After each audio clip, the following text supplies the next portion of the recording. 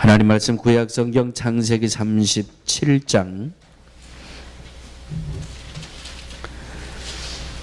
창세기 37장 31절로 35절 말씀까지 우리 한 목소리로 합독하십니다. 창세기 37장 31절로 35절까지 말씀 한 목소리로 합독하십니다. 시작. 그들이 요셉의 옷을 취하고 수염소를 죽여 그 옷을 피해 적시고 그 채색 옷을 보내어 그 아비에게로 가져다가 이르기를 우리가 이것을 얻었으니 아버지의 아들의 옷인가 아닌가 보소서 하매 아비가 그것을 알아보고 가로되 내 아들의 옷이라. 악한 짐승이 그를 먹었도다. 요셉이 정령 찢겼도다 하고 자기 옷을 찢고 굵은 배로 허리를 묶고 오래도록 그 아들을 위하여 애통하니 그 모든 자녀가 위로하되 그가 그 위로를 받지 아니하여 가로되 내가 슬퍼하며 음부에 내려 아들에게로 가리라 하고 그 아비가 그를 위하여 울었더라. 이 말씀은 살아계신 하나님의 말씀입니다. 아멘.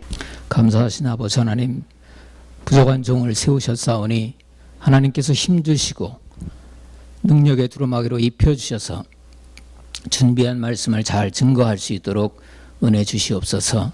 우리 성도들 마음 활짝 열게 하시고 말씀을 받는 대로 아멘으로 화답하여 하나님께 귀한 열매를 돌리는 성도들 되게 하여 주시옵소서. 감사드리며 예수님 이름으로 기도하옵나이다. 아멘.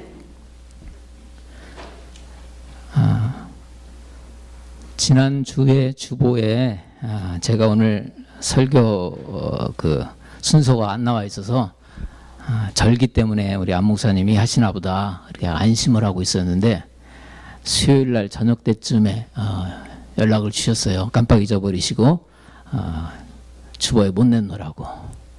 그러다 보니까 저도 그날부터 준비했으면 괜찮은데 여러 가지 일들이 좀 바빠서 어제 비로소 준비를 해서 오늘 새벽 4시에 맞았는데 굉장히 지금 몸이 피곤합니다. 여러분들 잘 아멘으로 화답해 주시면 제가 힘을 얻고 이렇게 설교를 증거하도록 하겠습니다. 5월 달은 우리 무슨 달이라고 하죠? 가정의 달이라고 그럽니다. 5월 첫 주는 또 어린이 주로 우리가 지키는데요.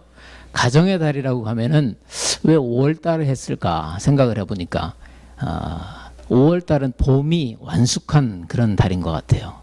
6월처럼 그렇게 이제 여름의 문턱에 있어서 그래 뜨겁지도 않고 또 4월처럼 또 쌀쌀한 기운도 없고 5월은 참 적당한 날씨, 따뜻한 날씨, 그리고 웬만한 나무에 잎들이 다 올라왔어요. 4월 달은 조금 잃는 감이 있어도 그래서 5월을 사람들이 가정의 달로 그렇게 생각을 하고 지키는 것 같아요. 가정의 달 그러면 여러분들 나는 가정이 없는데 가족이 없는데 하고서 나하고는 별로 상관이 없는 달이 아닌가 이렇게 생각하실 분이 혹시 있을지 모르겠어요. 제 설교에 상처 받으시면 안 됩니다. 네. 왜 그러냐면 제가 성경에서 가족이라고 하는 의미를 먼저 말씀을 드릴 거예요. 우리가 지금까지 생각했던 그런 가족과 사뭇 많이 다를 것을 여러분들 발견하실 것입니다. 두 번째로 우리가 생각해 볼 것은 그러면 가정을 주신 목적이 무엇인가에 대해서 알아보도록 하고요. 그리고 세 번째는 우리 오늘 본문에서 읽어서 눈치를 채신 것과 같이 가정이 어떻게 고난을 받고 깨지는가, 어떤 상처들을 받는가, 무엇 때문에 그러는가 이거를 알아보도록 하겠습니다. 제가 3일 전에 TV 뉴스를 봤는데요. 한국의 어린아이들, 초등학교서부터 고등학생들까지 설문조사를 해봤답니다. 너희들은 얼마나 행복하냐, 행복을 느끼냐 이렇게 이제 질문을 했더니 몇 퍼센트가 나는 행복합니다라고 대답을 했을까요? 대략 한 퍼센테이지를 한번 여러분들 뉴스 보신 분은 금방 대답할 거고 안 보신 분들은 추측으로 한번 말씀을 해주시기 바랍니다. 30%. 굉장히 낮게 잡으시는 것 같은데요. 어린애들한테 30%로. 다른 분들은 예? 70%도 나왔습니다. 예, 다른 분들. 예, 당신이 알아서 하십시오. 이제 그런 것 같은데, 예, 놀랍게도요, 우리나라 어린이들이 나는 행복하다라고 느끼는 퍼센테이지가 10% 조금 넘었어요. 이거 심각한 거죠. 예, 심각한 거예요. 물론 여기서 자라는 우리 교포, 동포 2세들, 3세들은 아마 환경이 좀 달라서 그렇게는 안 쓸 것 같아요. 그렇지만 비교 대상 국가, 우리나라하고 비슷한 환경에 있는 일본 아이들한테 조사를 해봤더니 일본 아이들은 약 30% 약간 상회하는 정도로 응답을 했고요. 중국 아이들 조사를 해봤더니 공산주의 국가니까 훨씬 못 미칠 것 같으죠? 천만에요. 거의 40% 육박했어요. 그러니까 우리가 생각하는 어떤 그 행복의 개념이 우리 한국 어린아이들은 너무 고차원적이라서 그런지 몰라도 굉장히 낮아요. 굉장히 낮아요. 이것이 가정에서 치료를 해줘야 되고 가정에서 이 아이들을 좀 더 따뜻하게 보살펴 줬다면 과연 10%대에 머물렀겠는가 그런 생각을 한번 해봤습니다. 성경에 이 가족이라고 하는 단어가 히브리 사람들이 생각하는 그 가족이라고 하는 개념이 우리하고 많이 다르다고 제가 서두에 말씀을 드렸는데 왜 다른가 한번 말씀을 드려보도록 하겠습니다. 히브리 단어에 우리가 생각하는 단어가 없어요. 없어요. 우리가 생각하는 가족 그러면 부모, 부부, 자식 이렇게 한 집안에 사는 그런 가족 구성원을 가족이라고 생각하잖아요. 그렇죠? 근데 히브리 사람들이 생각하는 가족은 틀려요. 어떻게 생각하냐면 한 단어부터 말씀드릴게요. 미시파하라고 하는 단어를 쓰는데요. 이 단어의 뜻이 굉장히 여러 가지로 쓰는데 제일 작은 단위가 우리가 생각하는 가족이에요. 들어있어요. 들어있는데 거기서 끝이는 것이 아니고 그 다음에 족속, 누구 족속이다.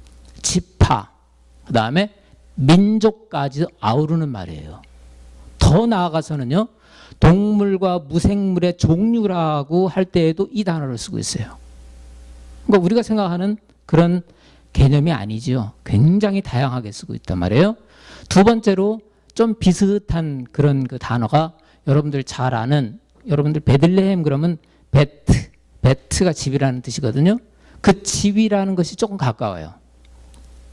근데 베트 아부 그러면 예수님도 아버지 그런 말씀하셨죠. 물론 아람어인데 아부하고 비슷한 아버지예요. 아부가 그러면 아버지의 집이다. 베트 아부 그러면 아버지의 집이라는 뜻인데 그 생각에는 어떤 생각이 깔려 있냐면 아버지를 중심으로 해서 아버지를 헤드로 해서 그 밑에 퍼진 모든 식구들을 다 가리키는 거예요. 그러니까 옛날에는 오래 살았기 때문에 2대, 3대가 한 집안에 다 사는 거예요. 그러면 자신의 아버지뿐만 아니라 삼촌들도 결혼해서 그 한 집안에 살고 있을 거고 만약에 집이 좁다면 이웃해서 살고 있었을 거란 말이죠.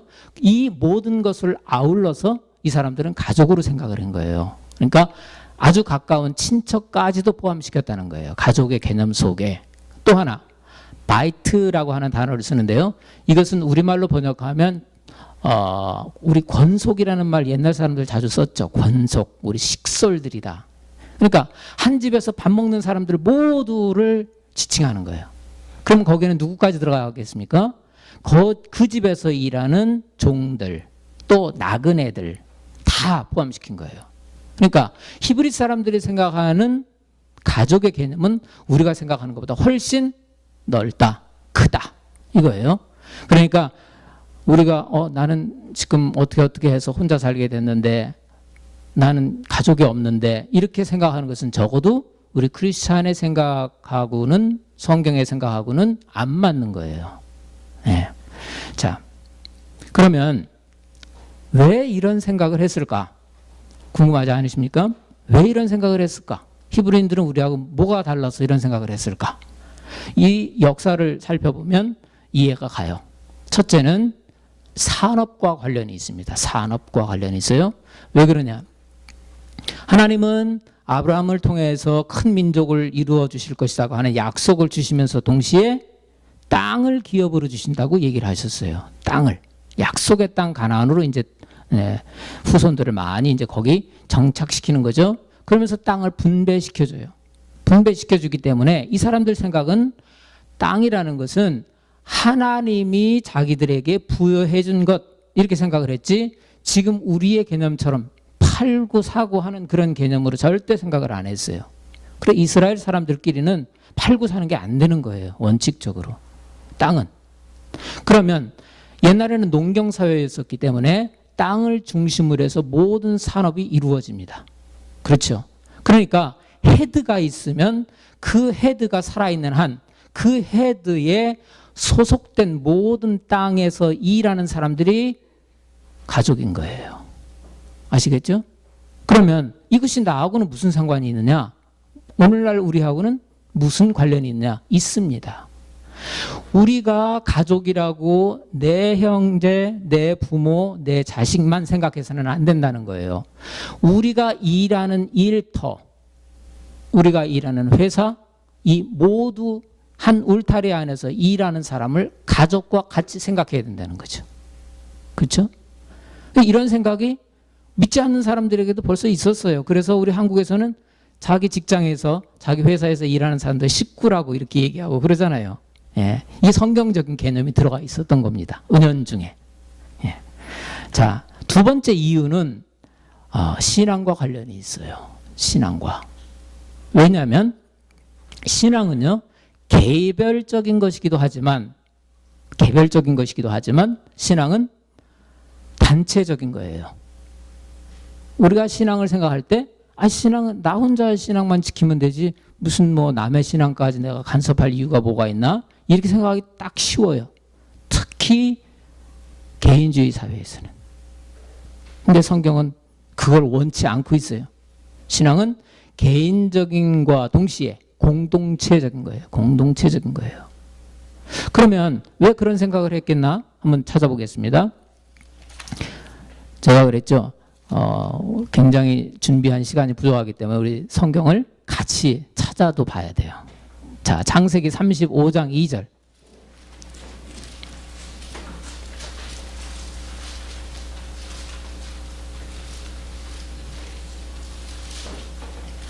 제 성경으로 53페이지쯤에 있습니다. 자, 한 목소리 읽어보겠습니다. 야곱이 이에 자기 집사람과 자기와 함께한 모든 자에게 이르되 너희 중의 이방 신상을 버리고 자신을 정결케 하고 의복을 바꾸라. 자, 지금 이 대목이 창세기는 여러분들 많이 아시니까 이 어떤 대목입니까? 이 야곱이 자기 형 에서를 피해서 삼촌 집에 있다가 다시 이제 베델로 귀환할 때의 이 얘기입니다. 거기서 하나님께 이제 단을 쌓으려고 하는데 야곱이 누구누구에게 부탁을 합니까? 지금 정결 의식을 자기 가족, 우리가 생각하는 자기 가족, 식구, 요 사람들만 지금 예배에 참석할 거기 때문에 너희들만 정결 의식을 행하라. 아니지요. 자기와 함께 했던 사람들 모두에게 이 명령을 내리고 있습니다. 그 생각이 벌써 있었던 거예요. 야곱에게는. 야곱에 있어서의 가족의 개념 속에는 자기와 함께한 모든 사람들, 식솔들이 전부 다 가족인 거예요. 또 하나 예를 찾아보겠습니다. 이거는 별로 좋지 않은 벌을 받았던 예인데 여호수아가 모세의 후계자가 돼서 이스라엘 백성들을 이끌고 이제 가나안 땅으로 들어와서 전쟁을 하면서 땅을 정복해 가는데 첫 번째 성이 어디였습니까? 예? 예? 두 번째가 아이성이었죠. 두 번째. 예. 첫 번째 잊어버렸으니까 관두고. 그럼 두 번째. 두 번째 아이성을 할 때 졌어요? 이겼어요? 졌어요. 졌어요. 왜 졌을까요? 첫 번째 여리고성을 점령을 하고 나서 모든 전리품을 하나님께 바치라고 그랬어요. 하나님께서 친히. 근데 아간이 외투 한 벌과 은 200세겔과 금 한 덩어리를 자기 장막 속에 싹 감춰버렸네요. 이게 들통에 나버렸어요. 제비를 뽑다 보니까 결국 아간이 걸렸어요. 그랬는데 아간만 처벌한 것이 아니었어요. 아간의 모든 아들, 딸들까지도 처벌을 해버려요. 그러니까 신앙은 개인적인과 동시에 공동체적인 것이다 하는 것을 여러분들 아셔야 돼요. 그러니까 나 혼자의 신앙만 지키면 고만이다? 절대 틀린 얘기입니다. 가족의 개념을 우리가 확대해야 되고 그 다음에 우리의 신앙관까지도 다시 한번 점검을 해봐야 되는 겁니다. 왜? 가족의 의미를 히브리인들은 그렇게 생각하고 있기 때문에. 자, 두 번째입니다. 그럼 가정을 주신 목적이 무엇이냐? 제일 처음에 창세기 처음에 나와요. 가정을 주신 목적. 하나님이 아담 하나 남자를 딱 창조하고 그것을 끝나지 않았습니다. 독처하는 것이 좋지 못하니까 돕는 배필을 하나님께서 붙여주시죠. 붙여주시면서 하나님이 복 주시면서 하시는 말씀이 뭐죠? 생육하고 번성하라. 땅에 충만하라. 그 다음 또 이거는 동물에게도 준 동식물에게도 거기까지는요. 근데 인간에게는 조금 더 줬어요. 정복하고 다스리라. 이 두 가지를 더 줬단 말이에요. 자, 그러면 두 가지로 나눠보겠습니다. 가정을 주신 목적이 첫 번째는 multiply. 배가 하라는 거예요. 배가 하라. 수를 많게 늘려라. 그거예요. 이게 복인 줄 알았는데 명령이네요. 복임과 동시에 명령입니다. 하나님의 말씀 그 대목은 복임과 동시에 명령이에요. 우리에게는 배가 시킬 책임이 있는 거예요. 이거를 문자 그대로 육적인 의미를 나는 잘 모르겠다 하는 분 한번 손 들어보세요. 무슨 말인지 모르겠다. 그런 분은 아무도 없죠? 예. 그럼 영적으로 해석을 해보겠습니다. 영적으로는 이게 무슨 말일까요? 네, 전도해서 영적 자녀를 많이 낳으라는 거예요. 그렇죠? 신약 성경에요. 구약은 그림자라고 그랬고 신약 성경은 그림자가 아니에요. 원체되는 말씀이 있어요. 신약 성경에. 굉장히 놀라운 말씀인데 고린도후서 11장 2절에 있어요. 한번 찾아볼까요?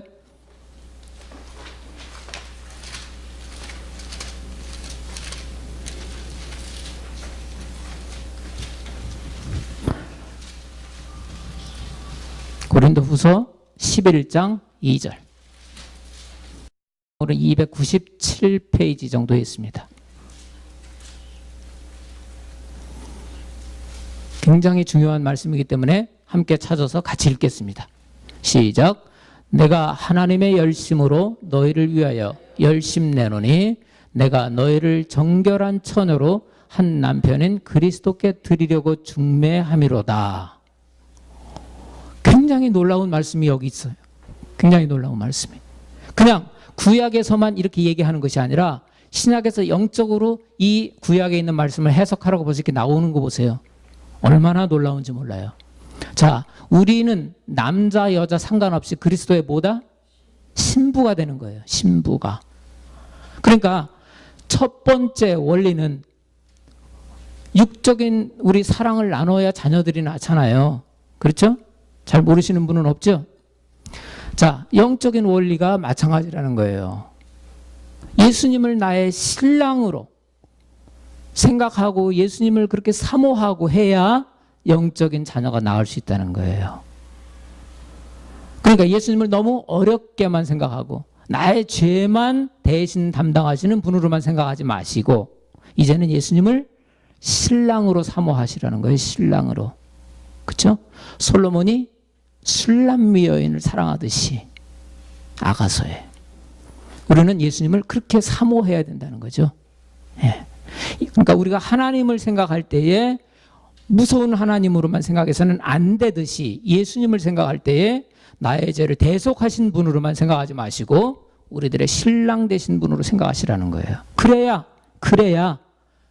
우리 영적 자녀를 많이 낳을 수 있다는 거예요.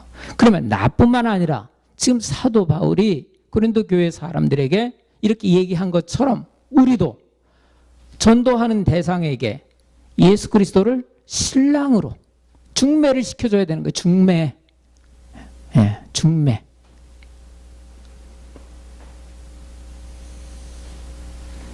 두 번째, 가정을 주신 목적의 두 번째입니다. 정복하고 다스리라. 정복하고 다스리라. 영어로 얘기하면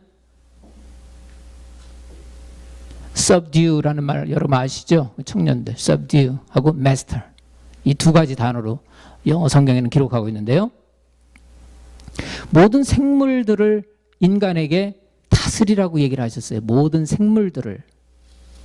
그러면 그 생물 가운데는 뱀은 빠져 있을까요? 뱀 빠져 있을까요? 뱀도 들어간다는 얘기죠. 뱀은 아담과 하와를 꼬드겨서 하나님 말씀을 지키지 못하게 만든 장본인이잖아요. 그렇죠? 그렇기 때문에 아담에게 지금 정복하고 다스려라 했을 때에 영적인 거 아니에요. 그대로예요. 뱀까지도 다스려라, 사탄의 유혹까지도 다스려라가 들어가 있는 거예요. 그건 영적인 해석도 아니에요. 그거는 그냥 거기 다 들어가 있어요. 그래야지만이 우리에게 오는 미혹, 욕심 이런 모든 것을 다스릴 수가 있는 거예요. 그런데 그럼 어떻게 하면 다스릴 수가 있겠느냐? 하와가 이 선악과를 따먹지 말라고 했던 것은 하나님께로부터 직접 들었을까요? 자기 남편 아담으로부터 들었을까요? 성경을 자세히 읽어보면 2장에서 그 1장과 2장을 비교하면서 자세히 읽어보면요, 하와는 아담에게서 들었어요. 하나님으로부터 직접 듣지 않았어요. 그래서 처음에 하와가 먼저 따먹고 죄를 범했는데 하나님은 아담한테 책임을 묻는 거잖아요. 아담의 죄라고 그러지 어디 성신약 성경에 하와의 죄라고 나와 있습니까? 아담의 죄라고 그러지. 그렇죠? 아담의 죄야, 아담의 죄. 근데 이 아담과 같이 있으면 안 돼요. 이 첫 번째 아담과 같이 있으면 안 돼요. 그 죄를 다스릴 수가 없어요. 정복할 수가 없어요. 왜 그런지 한번 찾아보겠습니다. 왜 그런지. 아담 자신이요, 하나님의 말씀을 반신반의해서 그런 거예요.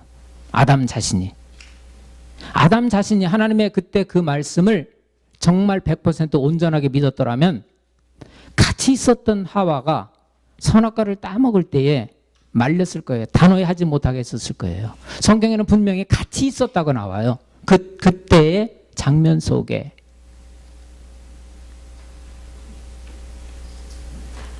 그러니까 우리는 추측해 볼 수 있는 것이 아담에게는 확고한 믿음이 없었어요.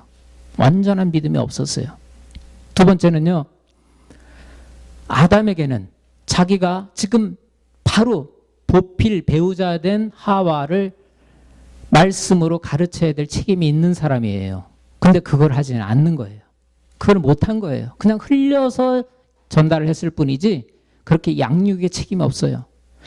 그러니까 우리가 신앙생활 할 때에 어떤 양육의 책임이 없는 사람하고 같이 있으면 안 돼요. 이길 수가 없는 거예요. 영적 싸움에서 승리할 수가 없는 거예요. 그 다음에 선악과를 따먹는 순간에 수수방관하는 거예요. 여러분들 죄의 제목 중에 가만히 옆에서 이렇게 동조하는 죄를 뭐라 그러죠? 자기는 안 하는데 다른 사람이 죄 짓게 이렇게 동조하는 거. 조금 더 구체적으로 얘기하면 방조죄라는 거죠. 방조죄. 굉장히 나쁜 겁니다. 그거는 자기가 자기 손에 피 안 묻히고 다른 사람한테 피 묻히게 하는 거예요. 그러니까 하나님은 그 중심을 아시기 때문에 하와한테 뭐라고 하기 전에 아담한테 먼저 꾸짖는 거예요. 아담의 죄라고 그러는 거예요. 그러니까 죄를, 공동체 안에서 죄를 보고도 수수방관하는 사람들 안 되는 거예요. 가정을 주신 목적에서 어긋난 거예요. 그렇게 한다면. 또 하나, 연대의식이 없어요. 도대체가. 아담에게는. 아담이 자기도 이제 먹었잖아요. 자기도 먹고 나서 하나님한테 이제 발각이 되니까 불평하잖아요. 처음에는 내 뼈 중에 뼈요, 살 중에 살이라고 아담을 볼 때 그렇게 얘기하던 사람이 하나님이 주셔서 나와 함께 이 여자 때문에 내가 따먹었다고 책임전가 밀어버리잖아요. 공동체 의식이 전혀 없는 거예요. 연대 의식이 전혀 없는 거예요. 이런 사람과 같이 있을 때에 우리는 다스릴 수가 없어요. 승리할 수가 없어요. 그러면 누구하고 같이 있어야 되느냐? 성경은 예수님을 일컬어 마지막 아담이라고 그랬어요. 마지막 아담. 마지막 아담과 같이 있어야 돼요. 마지막 아담을 수식하는 말이 살리는 영이라고 그랬어요. 살리는 영. 그 살리는 영 대신 마지막 아담이신 예수님과 함께 있어야지만이 우리는 죄를 정복하고 다스릴 수가 있는 거예요. 믿습니까? 왜 그런지 한번 보세요. 예수님과 첫 번째 아담은 어떻게 차이점이 있는지. 예수님은 이 땅에 오셨을 때 순전히 누구의 뜻을 위해서, 누구의 뜻만을 실천하기 위해서 오셨습니까? 아버지 하나님, 자신은 성자로서 아버지 하나님의 뜻만을 이 땅에 실천하기 위해서 오셨어요. 철두철미하게 아버지의 뜻을 깨달은 자예요. 우리가 덮어놓고 예수님이라고 그러니까 예수님에 대한 인성을 생각해 보지도 않고 덮어놓고 믿으면 안 돼요. 그 조목조목 하나하나를 알 때에 우리의 신앙은 깊어질 수 있는 것입니다. 그러니까 아담은 하나님의 말씀을 온전히 믿지 못한 자지만 마지막 아담인 예수님은 아버지 하나님의 뜻이 무엇인지를 철저하게 깨달은 분이란 말이에요. 그 다음에 두 번째, 예수님은 우리의 목자 되신다고 그랬어요. 양육하시는 분이에요. 그렇기 때문에 우리는 예수님을 의지할 수가 있는 거예요. 양육하시는 분이고, 또 하나는 죄를 수수방관하는 것이 아니고 죄 지은 자를 끝까지 찾아 나서는, 한 마리의 잃은 양을 위해서 끝까지 찾아 나서는 예수님의 모습이 성경에 그려져 있단 말이에요. 그렇기 때문에 우리는 예수님을 신뢰할 수 있어요. 내가 설령 신앙생활에다가 조금 실족해서 딴 길로 간다 할지라도 예수님은 그대로 방치하지 않으신단 말이에요. 끝까지 찾아가신다고요. 마지막으로 연대의식이 있어요. 예수님에는. 그래서 예수님은 우리의 신랑 된다고 표현하고, 교회를 얘기할 때 예수님은 우리의 머리 된다고 얘기하고 우리는 지체라고 얘기를 해요. 연대의식이에요. 뗄래야 뗄 수 없는 연대의식이에요. 그렇기 때문에 우리는 이 마지막 예수님께 붙어 있어야지만이 우리는 모든 유혹과 시험에서 이길 수가 있는 것입니다. 세 번째. 그런데 오늘 본문을 보니까 이런 가족 공동체에 해를 입히는 행위를 하고 있어요. 누가? 야곱의 아들들이. 그렇죠. 지금 야곱의 아들 가운데서 제일 제일 사랑받은 사람이 누굽니까? 요셉이죠. 근데 왜 이렇게 이 편애 비슷하게, 우리가 볼 때는 편애 같죠? 완전히 편애를 했을까요? 뭐 때문에? 야곱이 왜 요셉을 왜 편애를 했을까요? 예, 그러니까 자기가 사랑하는 부인의 아들이라서도 그렇고, 또 하나는 노년에 나서 그랬어요. 노년에. 늦둥이는, 제일 늦둥이는 아니지만 그 밑에 하나 또 있죠? 베냐민이 있지만 늦게 나서 하여튼 굉장히 사랑 많이 받았어요. 이때 지금 17살 때예요. 성경에 기록이 되어 있습니다. 17살 때. 이제 아버지 심부름으로 가는데 형들이 어떻게 하고 있나 하면 가서 봐라 하고 있는데, 야곱은 형들에게 미움을 받았어요. 왜 그랬을까요? 자기 아버지가 이 요셉만 좋아하네. 그래서 무슨 옷을 입혔다고 나옵니까? 채색 옷을 입혔다고 나와요. 왜 생각할 때, 에이, 뭐 이렇게 차별되고 하니까 당연히 그렇지, 이렇게 생각하기가 딱 쉬워요. 여러분도 그렇게 생각하셨을지 모르겠어요. 근데 그거 아니에요. 그게 아닙니다. 채색 옷을 입혔다고 하는 것은요, 장자권을 줬다는 것을 뜻하는 거예요. 그거 아셔야 돼요. 그래서 성경을 볼 때에는 성경 속에서 성경을 설명하고 있는 귀절도 알아야 되지만 역사적인 배경도 아울러서 알아야 되는 것입니다. 채색 옷은 장자권을 상징하는 거예요. 야곱은 자기도 형 에서보다 장자의 명분을 가졌잖아요. 그 이전에 누가 또 그랬죠? 아브라함의 아들 가운데 이스마엘이 장자권을 갖지 못하고 이삭이 장자권을 가졌단 말이에요. 그렇죠? 그런 전례가 성경에 있어요. 그러면 요셉의 형제들은 그렇게 이해했어야 돼요. 아, 아버지 당신도 형 에서를 채치고 장자권을 가졌듯이 우리 형제들 중에서 아버지는 요셉한테 장자권을 줄 모양이구나 생각했어야 돼요. 제 설명이 지나친 것 같습니까? 아니에요. 이 결과가 어디에서 나오느냐면 장자는 재산을 2배로 더 받죠. 다른 형제들보다, 다른 아들들보다 2배를 더 받아요. 근데 나중에 이제 출애굽해서 가나안 땅으로 들어가서 땅을 이제 다 분배를 해줄 때에 첫째 아들서부터 쭉 이렇게 분배받을 때에 요셉의 땅이 있나요? 요셉의 땅이 있나요? 므낫세와 에브라임, 자기 아들들한테 이름을 바꿔서, 그러니까 므낫세도 한 땅을 차지하고 에브라임도 땅 한 부분을 차지해서 2배를 받았잖아요. 그렇죠? 2배를 받았어요. 장자권 그대로 계승이 된 것입니다. 그러니까 우리가 이거 볼 때 채색 옷을 입혔네, 편애했으니까 그렇지, 이렇게 생각하면 안 돼요. 두 번째로는 요셉이 꿈 때문에 시기 질투를 받았어요. 요셉이 꿈을 꿨는데 하나는 뭐 자기 볕단이 있는데 뭐 주변에 뭐 여러 볕단들이 자기를 향해서 절을 했다. 그러니까 기분 나쁘지요. 그럼 우리가 너한테 절하는 거냐? 네가 왕이란 말이냐? 두 번째 꿈을 또 꿉니다. 해와 달과 11별이 자기에게 또 절하는 거예요. 이랬을 때는요, 영적으로 자각을 하는 사람은 빨리 깨달아야 돼요. 성경에 2번 2라는 숫자는 증인의 수입니다. 증인의 수. 2번째 꿈을 꾸었을 때 빨리 캐치를 했어야 돼요. 아, 이거는 예사 꿈이 아니구나, 하나님이 주신 꿈이구나 하고 빨리 판단을 했었어요. 그랬었다면 이 나머지 형제들이 괜히 시기 질투할 이유가 다 사라지는 거예요. 하나님의 뜻을 분별할 줄 알았다면 그럴 이유가 하나도 없어요. 그러니까 우리는 그러면 신앙 공동체 안에서 이런 시기 질투, 이게 많이 일어나, 이게 큰 문제예요. 그거 어떻게 해결을 해야 되나? 신약 성경을 보니까 달란트 비유를 보면 이 문제를 시기가 일어나는 마음을 해결할 수 있는 길이 보여요. 2달란트 받은 자는 5달란트 받은 자를 시기한 적이 없어요. 요셉의 형제들은 요셉이 채색 옷을 입고 자기네들만 일하고 요셉은 일도 안 하고, 눈으로 볼 때에는 훨씬 더 지금 많은 것을 소유하고 있고 더 많은 사랑을 받고 있고, 자기네들이 볼 때는 5달란트 받은 자처럼 보였어요. 자기네들은 2달란트밖에 못 받은 것으로 생각했단 말이죠.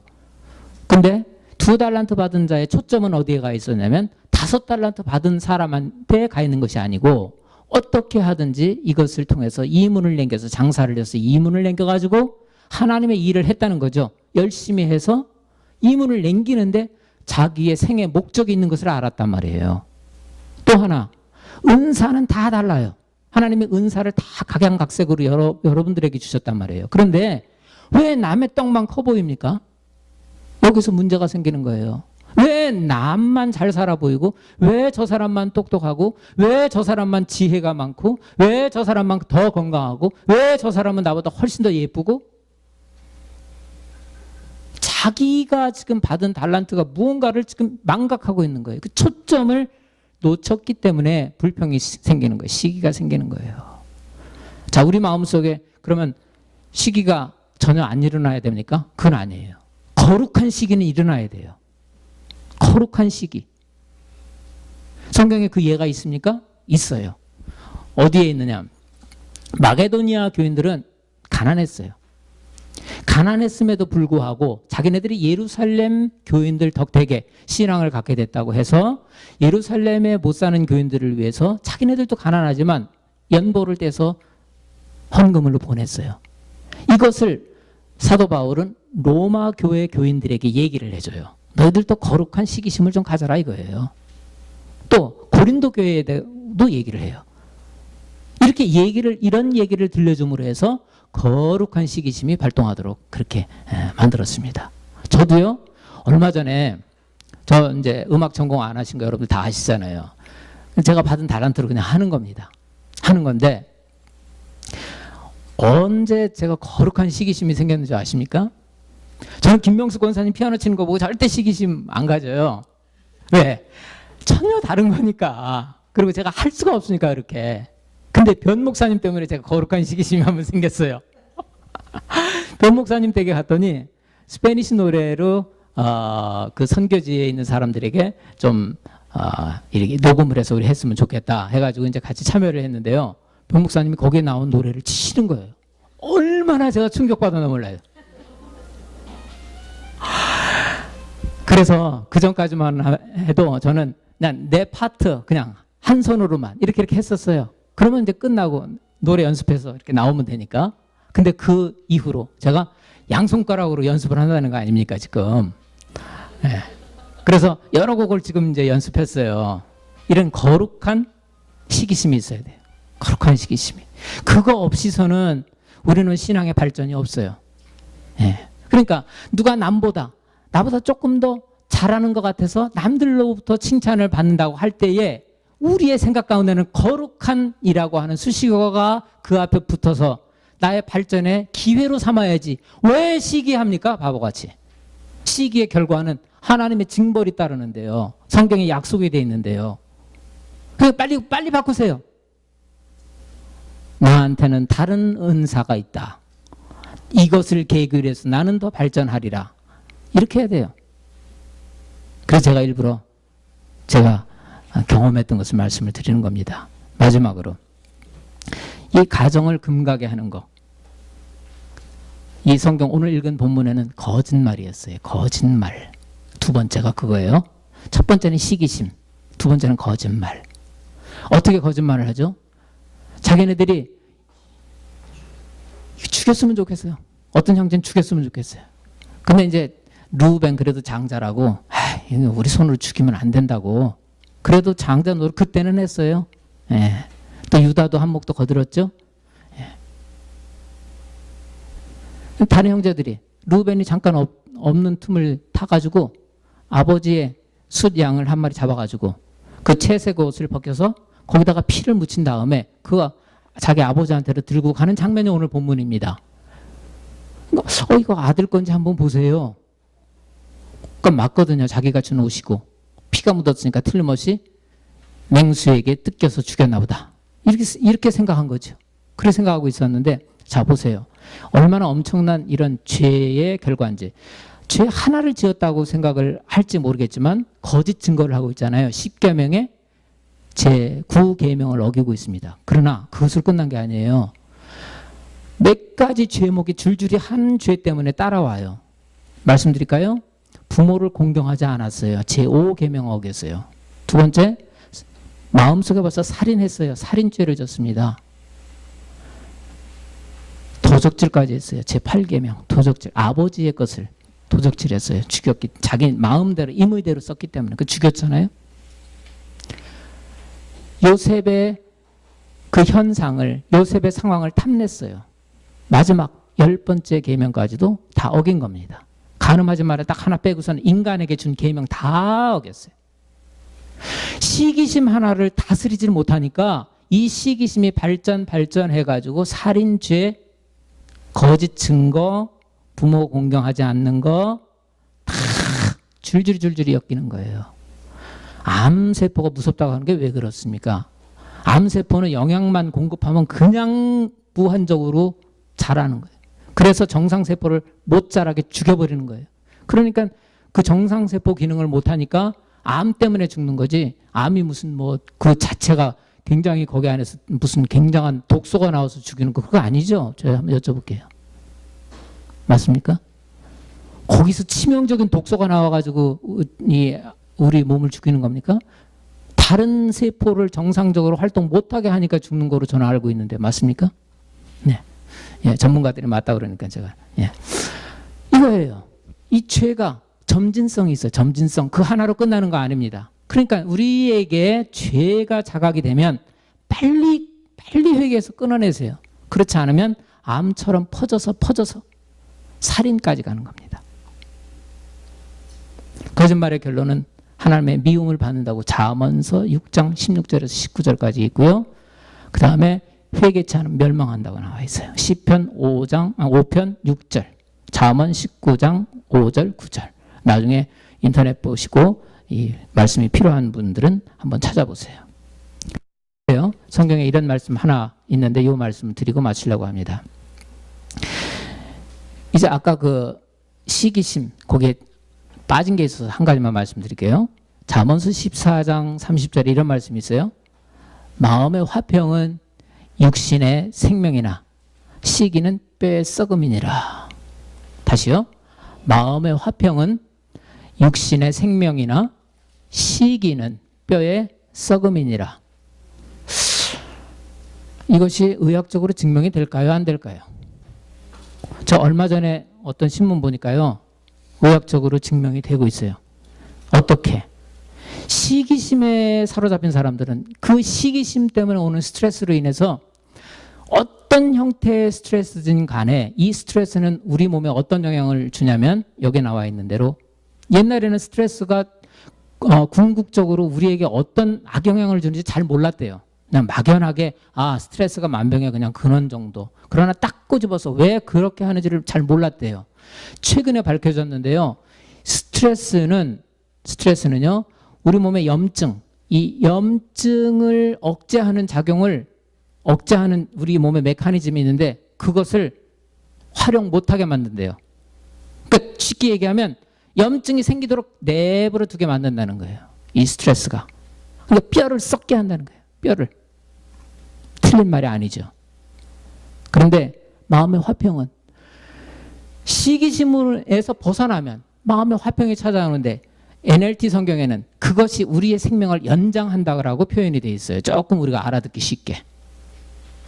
자, 어떤 것을 택하시겠습니까? 시기심에 사로잡혀서 그 해결 못해서 끝내 형제를 미워해서 죽음으로 이르게 하는 암세포와 같은 존재로 내 죄를 그냥 놔두시겠습니까? 아니면 빨리 회개해서 평강을 찾아서 내 생명을 연장하는 데에 도움이 되도록 내 마음을 바꾸겠습니까? 기도하겠습니다. 하나님, 오늘 우리에게 가족을 허락하시고 그 가족의 의미를 다시 한번 생각해 봤습니다. 우리는 그동안 너무 좁게 가족을 생각했지만 우리 일터에서 일하는 모든 사람들이 가족이요, 우리 친족과 형제들, 같은 공동체 안에서 신앙생활하는 모든 분들이 가족인 것을 알았습니다.